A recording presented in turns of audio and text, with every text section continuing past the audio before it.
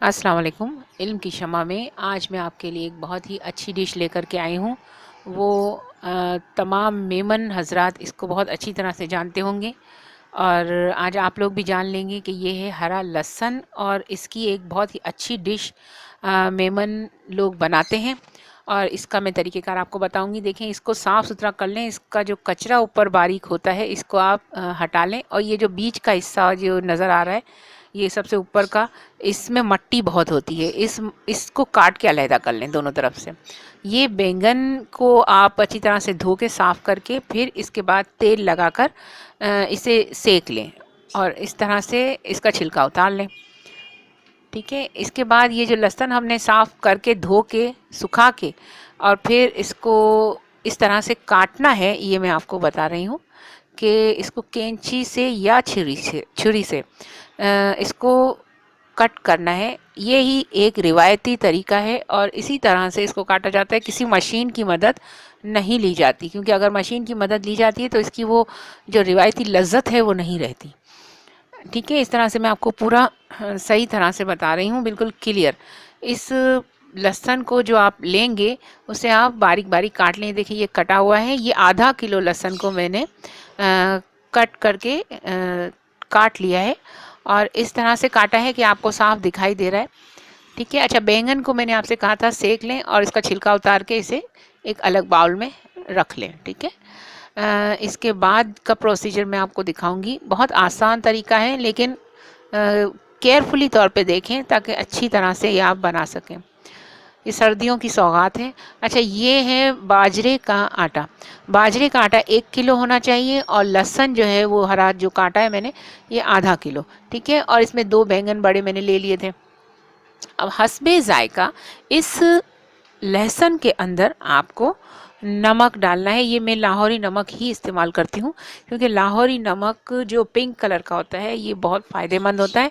मैं किसी भी किस्म का केमिकल नमक इस्तेमाल नहीं करती और समंदरी नमक भी मैं इस्तेमाल नहीं करती। हस्बे ज़रूरत, हस्बे ज़ायका आप इसमें नमक डाल लें। मैं 2 टीस्पून इसमें नमक डालूँगी। ठीक है। और इसको अच्छी तरह से फिर मिक्स कर लेना है। आप नमक डाल के मिक्स कर लें। ये सब एक साथ काम किया जाएगा, इसमें ज़्यादा वक्फा नहीं देंगे हम। अच्छा, इसको मिक्स अच्छी तरह से करने के बाद आप इसे एक अलग बाउल में निकाल लें। मैं इसमें, क्योंकि मुझे आटा गूंदना है, इस वजह से मैं इसे फिर पतीले में शिफ्ट कर रही हूँ। अदरवाइज़ आप कोई अलग बर्तन भी ले सकते हैं आटा गूंदने के लिए। इस वजह से मुझे ये परात में आटा गूंदना है, जो मैंने आपको बाजरे का आटा दिखाया था। ठीक है। ये बाजरे का आटा मैं इसमें डाल दूँगी और इसमें भी आप नमक शामिल करेंगे हस्बे ज़ायका। जिस तरह से आटे में जब आप रोटी बनाते वक्त नमक इस्तेमाल करते हैं, इसमें मैं 2 टीस्पून लाहौरी नमक या पिंक सॉल्ट डालूँगी और इसे फिर गूंद लेंगे हम। ठीक है। अच्छी तरह से, जिस तरह से रोटी का आटा गूंदा जाता है। अच्छा, ये जो बैंगन का जो मैंने मैश किया था छिलका उतारने के बाद, इसमें भी हस्बे ज़ायका या 1 टीस्पून नमक शामिल कर लेंगे और अच्छी तरह मिला लेंगे। अच्छा, ये आटा गूंद के तैयार हो चुका है और इस गूंदे हुए आटे को अब हम रोटी बेलेंगे। मेरे हाथ चूँकि आटा गूंदे हुए हैं, इस वजह से आटे वाले हाथ भी हैं। उसी उसी टाइम आटा गूंद के उसी टाइम इसकी रोटी बनानी पड़ती है। इस आटे को गूंद कर बिल्कुल भी ज़्यादा देर तक ना रखें, क्योंकि रोटी जो है वो हाथ से बेलनी पड़ती है। इसकी रोटी रिवायती चकले बेलन से नहीं बेली जा सकती किसी भी सूरत में। इस वजह से इसको बेलने का सिर्फ यही तरीका है, जो कि मैं आपको इस वक्त स्क्रीन पे बता रही हूँ। इसके लिए हाथ को अच्छी तरह से फैलाकर और हाथ की जो हथेली होती है, नीचे का हिस्सा, उसके वज़न से आप इस, देखें ये वाला हिस्सा, इससे हथेली के हिस्से से आप इस पर प्रेशर डालेंगे ताकि ये रोटी टूटे नहीं। कुछ लोग हाथ गीला करके भी करते हैं, लेकिन मेरी इससे आदत है, बिल्कुल नॉर्मल तरीके से मैं बना लेती हूँ। और रोटी गोल बनेगी तो ज़्यादा अच्छा है। अगर गोल नहीं बनती किसी से तो भी कोई मसला नहीं है, क्योंकि इस रोटी को तोड़ना ही होगा। आगे के प्रोसीजर में आप देखेंगे कितनी अच्छी रोटी बन चुकी है। ठीक है। ये रिवायती तरीका है और मैं आपको उसी रिवायती तरीके से बताऊँगी। ये रोटी बन चुकी है, अब इसको हम सेक लेंगे। ठीक है। ये हमने इसे तवे पे डाल दिया है और इसे नॉर्मल तरीके से, जो तरीका होता है रोटी का, इसी तरीके से हम इसे पकाएंगे। ये कभी भी चकले बेलन पे नहीं बनेगी ये रोटी। जिनको बनाने आता है और मेमन हजरात को खुसूसी तौर पे ये पता होगा। ये रोटी आपकी सिक रही है और इस तरह से इसे 2 से 3 बार आप पलट कर पकाएंगे। ये बहुत मोटी रोटी होती है, इस वजह से इसको पकने देना है, क्योंकि वरना आटा इसका अंदर का कच्चा रह जाएगा। ठीक है, ये रोटी पक चुकी है, ये रोटी पक चुकी है। अब आप इसको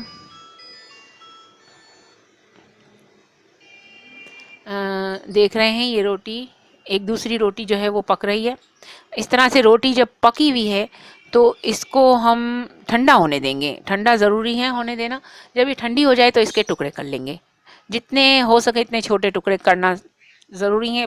बहुत पुराने लोग तो इसे हाथों से रगड़ रगड़ कर बिल्कुल बारीक चूरा कर लेते थे, लेकिन हमने ये तरीका निकाला है कि इसको हम ग्राइंडर के ज़रिए पीसेंगे। अब ये ग्राइंडर, आपके पास चॉपर हो, ग्राइंडर हो, मिक्सर हो, जो कुछ भी हो, उसमें जिसमें ये पिस जाए, बारीक हो जाए, उसमें आप इसको डाल देंगे। मैंने भी डाल दिया। अब मैं इस तमाम रोटियों के चूरों को इसमें डालकर इसको चॉप करके बिल्कुल बारीक चूरा कर लूँगी। ठीक है, ये अब मैंने एक पतीले के अंदर असली देसी घी डाला है। ये देसी घी है, देसी घी ज़रूरी होता है। अगर आप देसी घी नहीं डालेंगे तो बात नहीं बनेगी, इसकी लज़्ज़त भी नहीं आएगी, इसकी ताकत भी नहीं आएगी। अच्छा, इसमें हमने ये देसी घी जब गर्म हो जाए अच्छी तरह से, तो इसमें ये लहसुन हमने जो काटा था, ये तमाम लहसुन इसमें हम डाल देंगे। जब देसी घी के ऊपर हमने लहसुन की एक तह लगा ली, पूरी पूरी कंप्लीट लहसुन डाल दिया हमने। इसके बाद हमने ये जो रोटियों का चूरा किया था, इस रोटियों के चूरों को हमने इसके लहसुन के ऊपर डाल के इसको पूरा कवर कर लिया लहसुन को। ठीक है, इसके बाद हम इसका ढक्कन ढक देंगे। जब हम ढक्कन ढक देंगे तो इसको हम हल्की आंच पर 15 मिनट रखेंगे। फिर इसके बाद इसे मिक्स कर लेंगे। ये मिक्स कीजिएगा ज़रूर। ठीक है, 15 मिनट रखने के बाद इसको चूल्हा बंद करके मिक्स कर लीजिएगा। अब ये है बैंगन का भरता। इसे हम हस्बे ज़रूरत एक अलग बाउल में निकालेंगे। फिर उसमें घर में जमाया हुआ ये मेरा दही है, जो मैंने खुद ने घर में जमाया है, क्योंकि घर में जब दही जमता है उसकी बात ही अलग होती है। बाहर से भी आप ले सकते हैं, कोई मसला नहीं है। इसमें आपने बैंगन का भरता डाल के इसके ऊपर आप अपनी ज़रूरत के हिसाब से दही शामिल कर लेंगे। सब एक साथ मिला देने से ख़राब भी हो सकता है। इस वजह से जितना ज़रूरत हो उस टाइम खाने के लिए, आप उस टाइम उतनी ही चीज़ को मिक्स करें।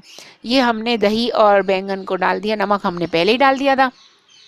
इस तरह से हमें इसको शामिल करके मिक्स कर लेना है। मिक्स करके फिर हम ये लहसुन जो है, जो हमने पकाया था उसमें जो पतीले में, उसको हमने मिक्स करके इस प्लेट में निकाल लिया है। इसमें बैंगन का भरता डाल के इसको मिक्स करके आप खाने के लिए बिल्कुल तैयार है। और ये सर्दियों की ख़ास सौगात है, और अगर हम लोगों को सर्दियों में ये खाने के लिए नहीं मिलता तो हम समझते सर्दियाँ ही नहीं आई। ये मेहमानों के लिए ख़ास ज़रूरी है और अल्हम्दुलिल्लाह बहुत अच्छा बनता है।